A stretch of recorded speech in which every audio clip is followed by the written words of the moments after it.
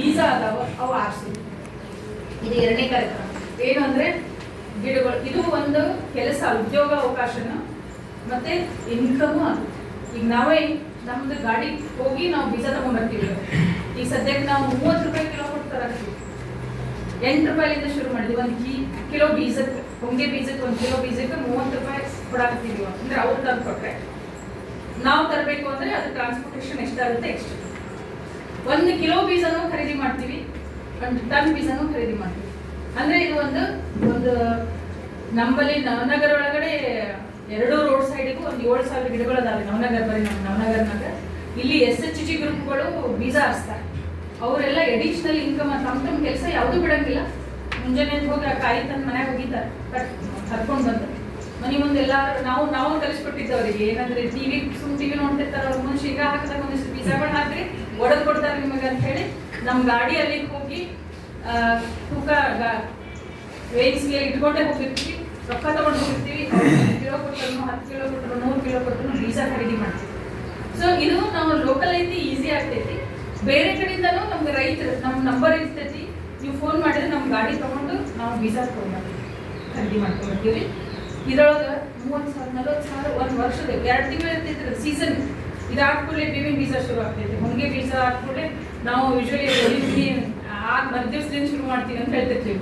ಇನ್ನು ಹೊಂಗೆ ಬೀಜ ಕಲೆಕ್ಟ್ ಮಾಡಕ್ಕೆ 2 ತಿಂಗಳು, ಅದಾದ್ಕೂಡಲೇ ಬೇವಿನ ಬೀಜ 2 ತಿಂಗಳು, 4 ತಿಂಗಳು ಕಾರ್ಯಕ್ರಮ ಮಾಡ್ತೀವಿ. ಇದು ಬೀಜ ಖರೀದಿ ಮಾಡೋದು ಭಾಳ ಜನ ನಮಗೇನಿಲ್ಲ ಅಂದ್ರೆ 20 ಟನ್ ತಗೊಂತೀವಿ ಬೇವಿಂದು ಮತ್ತೆ ಹೊಂಗೆದು. ನಮ್ಮ ಪ್ರಾಸೆಸ್ 50 ಲೀಟರ್ ಕೆಪಾಸಿಟಿ ಸ್ವಲ್ಪ ಐತಿ. ಆದ್ರೂ ಅಂದ್ರೆ 2ನೇ ಕಾರ್ಯಕ್ರಮ, 1ನೇ ಗಿಡ ಹಚ್ಚೋದು ಹೇಳಿದ್ರೆ 2ನೇದು ಬೀಜ ಕಲೆಕ್ಟ್ ಮಾಡೋದು.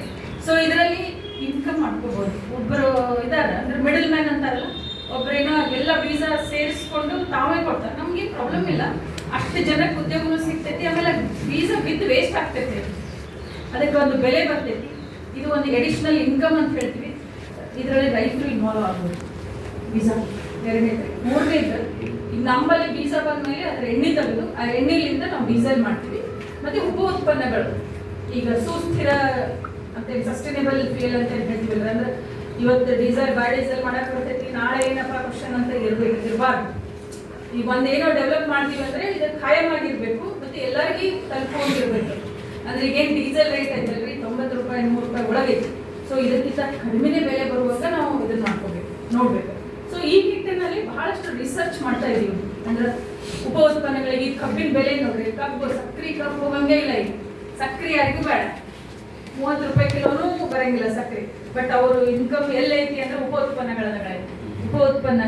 ಅದೇ ರೀತಿ ಒಂದು ದಿನ ವೆರಿ ಶಾರ್ಟ್ಲಿ ಈ ಜೈವಿಕ ಇಂಧನದ್ದು ಫ್ಯಾಕ್ಟರಿ ಶುರು ಆಗ್ತವೆ, ಬಯೋಡೀಸೆಲ್ದು. ಅದು ಹಳ್ಳಿಯೊಳಗೆ ಶುರು ಆಗಬೇಕು ಅಂತ ನಮ್ದು ಒಂದು ಏನೋ ಟಾರ್ಗೆಟ್. ಹೆಂಗಂದ್ರೆ ಹಿಟ್ಟಿನ ಗಿರಣಿ ಇರ್ತಾವಲ್ರಿ, ಊರಿಗೆ ಒಂದು ಹಿಟ್ಟಿನ ಗಿರಣಿ ಇರ್ತೈತಿ. ಎಲ್ಲ ಜೋಳ ತಮ್ಮ ಜೋಳ ಬೆಳಿತಾರ, ತಮ್ಮ ಜೋಳ ಹೋಗಿ ಹಿಟ್ಟಿನ ಗಿರಣಿ ಒಳಗೆ ಬೀಸ್ಕೊಂಡು ಬಂದು ತಮ್ಮ ರೊಟ್ಟಿ ತಾವು ಮಾಡ್ತಾರೆ. ಈ ರೀತಿನೇ ಈ ಜೈವಿಕ ಇಂಧನನು ರೈತರು ಹೆಂಗಾಗಬೇಕು ಅಂದ್ರೆ ತಮ್ಮ ಬದುಗಳಿಗೆ ಎಲ್ಲೆಲ್ಲಿ ತಮ್ಮ ವೇಸ್ಟ್ ಲ್ಯಾಂಡ್ ಇದ್ದಲ್ಲಿ ಗಿಡಗಳು ಹಚ್ಚಿ, ಅವ್ರ ಅದರಿಂದ ಬೀಜ ಬಂದಿದ್ದನ್ನ ಎಣ್ಣೆ ತೆಗಿಸ್ಲಿ. ಎಲ್ಲರೂ ಫ್ಯಾಕ್ಟ್ರಿ ಹಾಕೋದು ಬೇಡ, ಒಂದು ಎಣ್ಣೆ ತೆಗಿಲಿ, ಎಣ್ಣೆಯಿಂದ ಡೀಸೆಲ್ ಮಾಡೋ ಯೂನಿಟ್ ಹಾಕ್ಲಿ. ಆ ಡೀಸೆಲ್ ಅನ್ನ ತಮ್ಮ ಟ್ರ್ಯಾಕ್ಟರ್ಗೆ, ಯಾಕಂದ್ರೆ ಈಗೆಲ್ಲ ಎತ್ತುಗಳೇ ಹೋಗ್ತವೆ, ಎಲ್ಲರ ಹೆಸರು ಟ್ರ್ಯಾಕ್ಟರ್ ಐತಿ, ಆ ಟ್ರ್ಯಾಕ್ಟರ್ಗೆ ಅದೇ ಜೈವಿಕ ಇಂಧನ ಹಾಕಬೇಕು. ಈಗ ಯಾಕೆ ನಾವು ರೈತರಿಗೆ ನಾವು ಟಾರ್ಗೆಟ್ ಮಾಡ್ತಾ ಇದೀವಿ ಅಂದ್ರೆ, ಇದ್ರದ್ದು ಉಪ ಉತ್ಪನ್ನಗಳೇನದಾವಲ್ರಿ, ಎಣ್ಣೆ ತೆಗೆದ ಮೇಲೆ ಹಿಂಡಿ ಉಳಿತೈತಲ್ಲ, ಬಹಳ ಒಳ್ಳೆ ಗೊಬ್ಬರ. ಬೇವಿಂದ ಎಲ್ಲರೂ ಯೂಸ್ ಮಾಡ್ತಾ ಇದ್ದಾರೆ. ಅದ್ರ ಜೊತೆ ಹೊಂಗೆನೂ ಅದೇ ರೀತಿನೇ ಎಫೆಕ್ಟ್ ಐತೆ, ಅದೇ ರೀತಿನೇ ಬಹಳಷ್ಟು ಡಿಸೀಸಸ್ ಹೋಗ್ಯಾವ. ನಾವು ರಿಸರ್ಚ್ ಮಾಡ್ತಾ ಇದ್ದೇವೆ, ಎಷ್ಟೊಂದು ಒಳ್ಳೆಯ ಅಂಶ ಇದಾವ ಈ ಹೊಂಗೆ ಮತ್ತು ಬೇವಿನೊಳಗಂದ್ರೆ. ಇದು ಬರೀ ಡೀಸೆಲ್ ಮಾಡಕ್ ಅಷ್ಟೇ ಅಲ್ಲ, ಒಂದು ಉಪ ಉತ್ಪನ್ನಗಳಲ್ಲೂ ಜಾಸ್ತಿ ಬೆಲೆಗಳದಾವ ಇದ್ರದ್ದು. ನಾವು 35 ರೂಪಾಯಿ ಕಿಲೋ ಹಿಂಡಿ ಮಾಡ್ತೀವಿ, ಪ್ಯೂರ್ ಇರ್ತೈತಿ.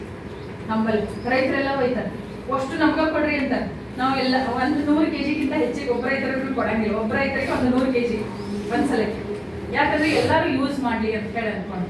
ಸೊ ಎಲ್ಲಾ ರೈತರು ಅದನ್ನ ಯೂಸ್ ಮಾಡ್ತಾ ಇದ್ದಾರೆ. ಅಂದ್ರೆ ಇಲ್ಲಿ ನಾ ಏನ್ ಹೇಳ್ತೀನಿ ಅಂದ್ರೆ 35 ರೂಪಾಯಿ ಬರೀ ಹಿಂಡಿ ಬರ್ತೈತಿ.